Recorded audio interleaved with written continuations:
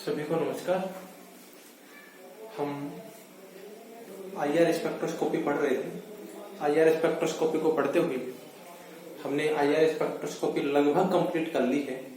अब उसमें केवल कुछ जानकारियां हैं। पहली उसमें एक जानकारी इंपोर्टेंट जो ये है कि एक स्पेक्ट्रा जो होता है, स्पेक्ट्रा का एनालिसिस किस तरह से किया जाता है।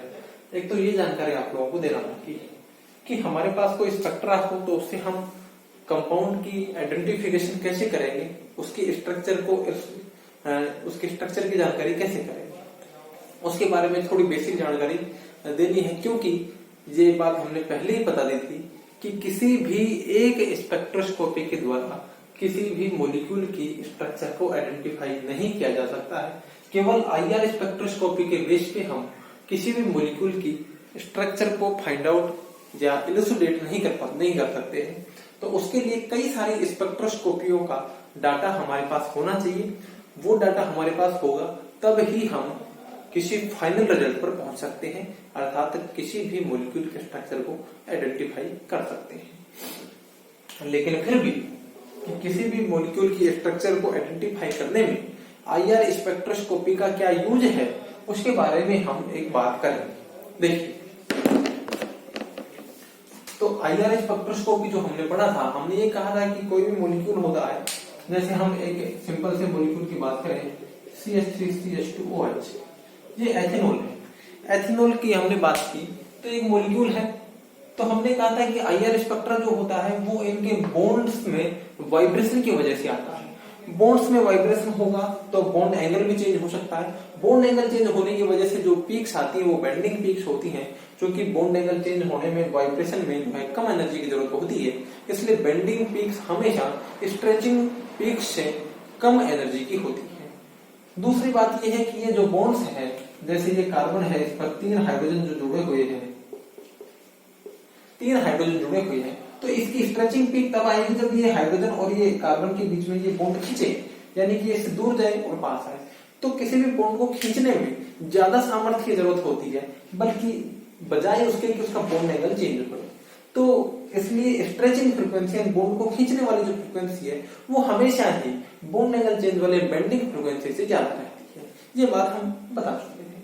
अब हम ये बात कर रहे हैं कि कोई भी एक मॉलिक्यूल है, हमें इसका आईआर स्पेक्ट्रा हमको मिल गया, तो हम उस आईआर स्पेक्ट्रा को देख करके क्या आइडेंटिफाई कर सकते हैं और क्या अनुमान जो है वो लगा सकते हैं, उसके बारे में हम बात करेंगे। देखिए, हमारे सामने किन्हीं दो मॉलिक्यूल्स के जो है इस तरह के डाटा हमें एक सिंपल से डाटा माना कि लिखे हुए हैं। अब हमें नहीं पता कि ये किसके डाटा है, कौन से मॉलिक्यूल के डाटा है, या वो क्या कंपाउंड है, क्या उसमें फंक्शनल ग्रुप है, क्या नहीं क्या।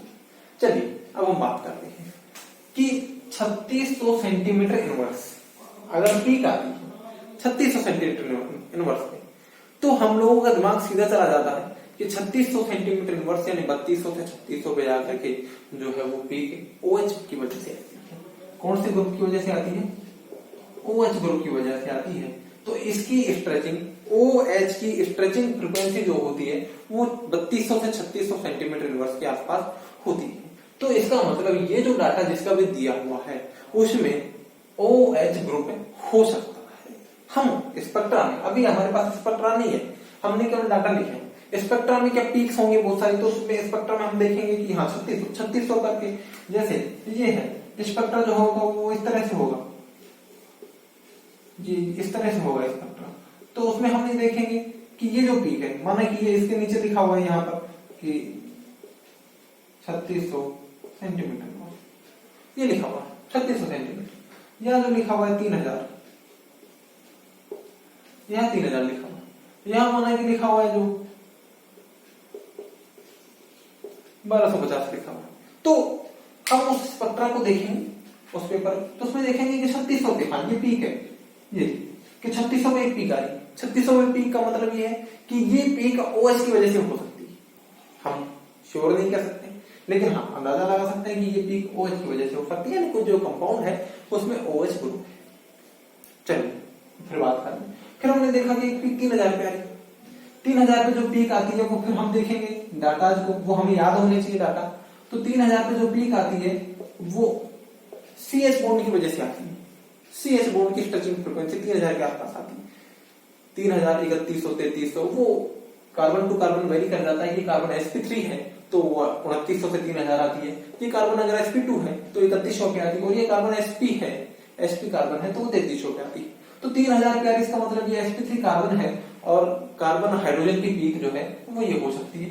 तो ये जो पीक है वो इंडिकेट कर देगी कि इसमें CH बॉन्ड भी है, यानी कि ये इसमें OH ग्रुप भी है, इसमें CH बॉन्ड भी प्रेजेंट है। फिर हम देखते हैं कि कोई 1400 पे पीक आ रही है, माना कि ये कोई ऐसी कोई पीक यहाँ ऐसी है 1400 पे आ रही है, 1420 सेंटीमीटर, 1420 पे आ रही है। तो फिर हम ये देखेंगे कि OH की स्ट्रेचिंग फ्रीक्वेंसी 3600 पे आती है, OH की बेंडिंग फ्रीक्वेंसी कितने पे आती है, तो OH की बेंडिंग फ्रीक्वेंसी 1420 पे आती है। तो इसका मतलब ये जो पीक है ये इसकी बेंडिंग पीक है, और ये वाली जो थी ये वाली ये स्ट्रेचिंग थी। तो हमें आइडिया लगेगा कि हाँ 3600 पे जो है इसकी स्ट्रेचिंग फ्रीक्वेंसी OH हो सकता है। फिर हमने देखा 1420 पे भी आई, इसका मतलब ये इसकी बेंडिंग पीक भी हो सकती है, ये इसकी बेंडिंग पीक है। एक सेकेंड,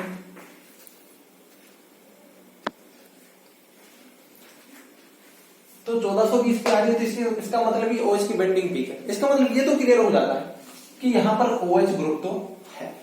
पहली बात कि 3600 और 1420 पे पीक जो आ रही है वो इस बात को क्लियर कर देती है कि यहाँ पर जो है अपने पास OH ग्रुप तो है, अपन को ये लग जाता है कि OH ग्रुप। फिर उसके बाद में हमने देखा 3000 में भी पीक आई, 3000 में पीक आई, इसका मतलब ये पीक जो है वो CH बॉन्ड के लिए।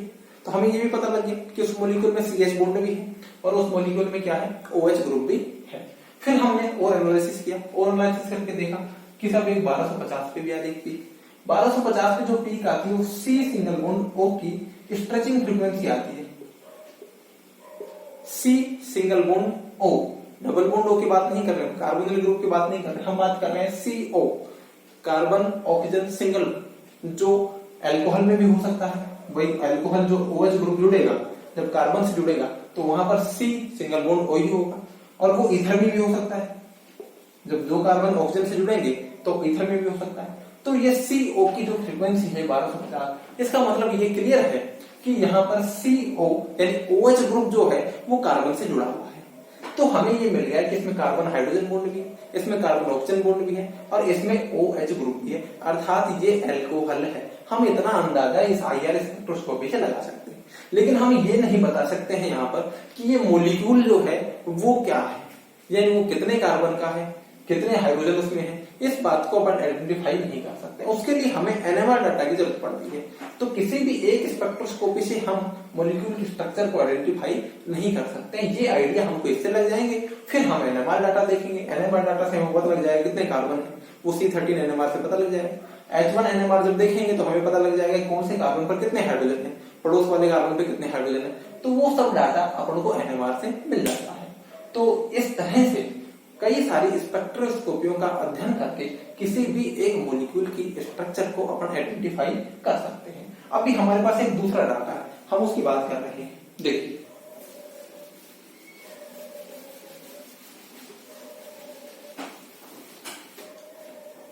एक दूसरा डाटा और है, हमने लिखा, देखिए कि एक पीक आती है 2500 से 3000 पर, एक ब्रॉड पीक आती है 2500 से 3000।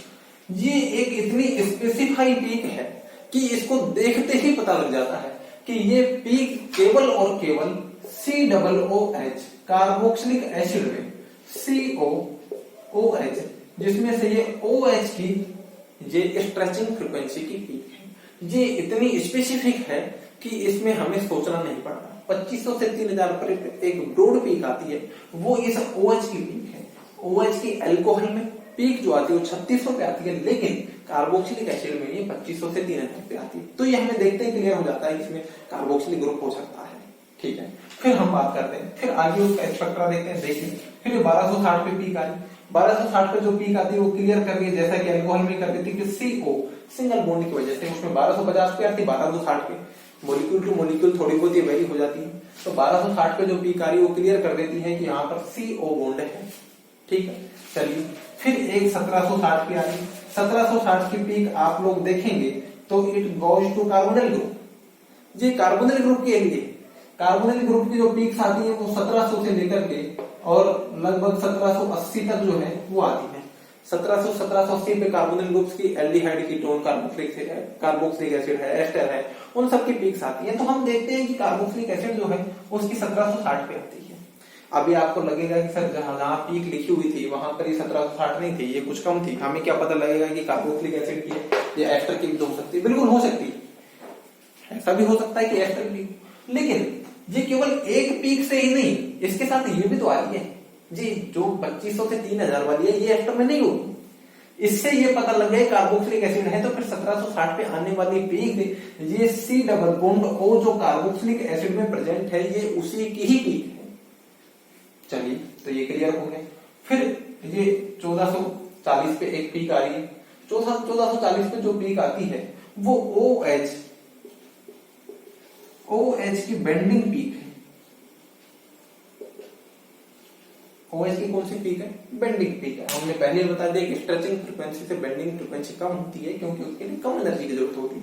तो 1440 पे OH बेंडिंग पीक आ रही है। क्लियर हो गया कि OH स्ट्रेचिंग भी है, OH बेंडिंग पीक भी आ रही है। इसमें ही अपन को जो है वो 3000 पे भी एक पीक मिलेगी, 3000 सेंटीमीटर इनवर्स पे।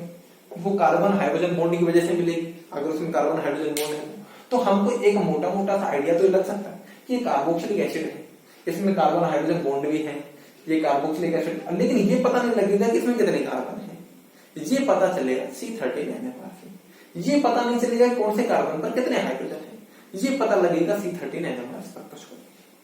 तो इस तरह से बहुत सारी स्पेक्ट्रोस्कोपियों का अध्ययन करके हम किसी एक मॉलिक्यूल की स्ट्रक्चर को आइडेंटिफाई कर सकते हैं। तो बेसिक क्राइटेरिया क्या है किसी भी मॉलिक्यूल के स्ट्रक्चर को आइडेंटिफाई करने का, वो मैंने आप लोगों को बता दिया है कि IR स्पेक्ट्रोस्कोपी का डाटा किस तरह से स्ट्रक्चर आइडेंटिफाई करने में यूज होता है। इसी के साथ IR स्पेक्ट्रोस्कोपी खत्म हो जाती है और अपनी पहली यूनिट ऑर्गेनिक की UV और IR स्पेक्ट्रोस्कोपी वो खत्म हो जाती है। इससे आगे हम नेक्स्ट वीडियो में नई यूनिट स्टार्ट करेंगे। Thank you.